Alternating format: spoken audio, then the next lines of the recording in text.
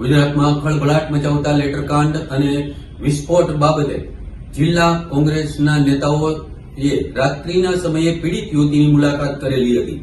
સમગ્ર ગુજરાતમાં ખળભળાટ મચાવતા લેટરકાંડ અંગે ઘટસ્ફોટ થયેલો છે. પૂર્વ નેતા વિપક્ષ પરેશ ધાનાણી, પ્રતાપ દુધાત અને જેની ઠુમ્મરે રાત્રે પીડિતા યુવતીને મળ્યાનો વિડીયો સામે આવેલો છે.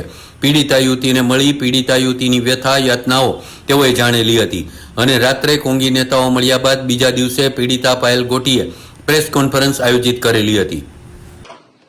જે સત્ય એ તારી પાસે અમે જાણવા આવ્યા છીએ.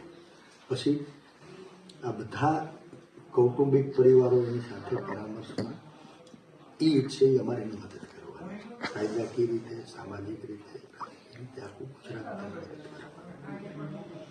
ભવિષ્યમાં આવી ઘટનાઓનું પુનરાવર્તન ન થાય. બીજી દીકરીઓનું તારે પ્રેરણા સ્ત્રોત બનવાનું તારે સમજાવવાનું.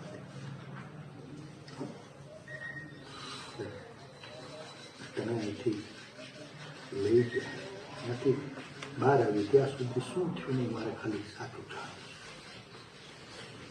ખાવ તારો ભાઈ બેઠો. અહીંયાથી પહેલાં અમને રાત્રે 12 વાગે લેવા આવ્યા. 3 જેન્ટ્સ પોલીસ અને 2 લેડીઝ પોલીસ હતી. જગાડીને એવું કીધું કે તમારે પોલીસ સ્ટેશન આવવાનું છે. એટલે અમને થોડીક વાર બીક લાગી કે હું હશે ને હું નહીં. તો મને એવું પૂછ્યું કે તારો મોબાઈલ ક્યાં છે. તો હું અંદરથી લઈ આવી અને મોબાઈલ આપી દીધો. પછી પપ્પા મારી જોડે જ હતા. અમને અહીંયાથી લઈ ગયા ડાયરેક્ટ પોલીસ સ્ટેશન. પછી ત્યાં એક સરે મારું નિવેદન લીધું, પપ્પાને હારે ન આવતું. પછી નિવેદન લીધા પછી એવું કીધું કે તમે અહીંયા બેસો, હજુ એક નિવેદન લેવાનું છે સવારે, પછી તમને છોડી દઈશું એમ. તો આખી રાત અમે બેઠા, પપ્પા મારી રાહે બેઠા. બીજા દિવસે 5 વાગ્યા સુધી નિવેદન લીધા, બધું લીધું. પછી 5 વાગે મેં રિક્વેસ્ટ કરી કે મને એકવાર મારા પપ્પાને વાત કરવા દો એમ. પછી હું પપ્પાને મળીને મેં એવું કીધું કે તમે ઘરે જતા રહ્યો એમ. પછી એ ઘરે આવતા રહ્યા અને મને નૈન્યા રાખી. બીજે દિવસે અમને રાત્રે પાછા સિટી પોલીસ સ્ટેશનમાં સુવા માટે અમને ત્યાં લઈ ગયા. પછી ત્રીજા દિવસે સવારે અમારા ફિંગરપ્રિન્ટને એની કંઈક પ્રોસેસ હશે એ બધી કરાવી અને પાછા અમને અહીંયા લઈ આવ્યા એલસીબી ઓફિસમાં. અને ત્યાં સાયબરના સર ને એ બધા લોકો હતા.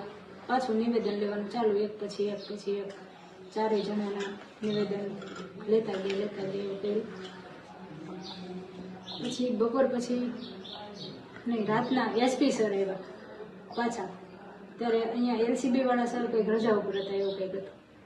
અને મારા જે મેઇન આરોપી છે મનીષભાઈ, એને એસપી સરે બોલાવ્યા અને ત્યાં લઈ ગયા. એની પાસે બધું બોલાવડાવ્યું અને એને મારતા હતા તો મને બોલાવી, મને ત્યાં ઊભું રહીને બધું બતાવ્યું કેવી રીતે મારે છે.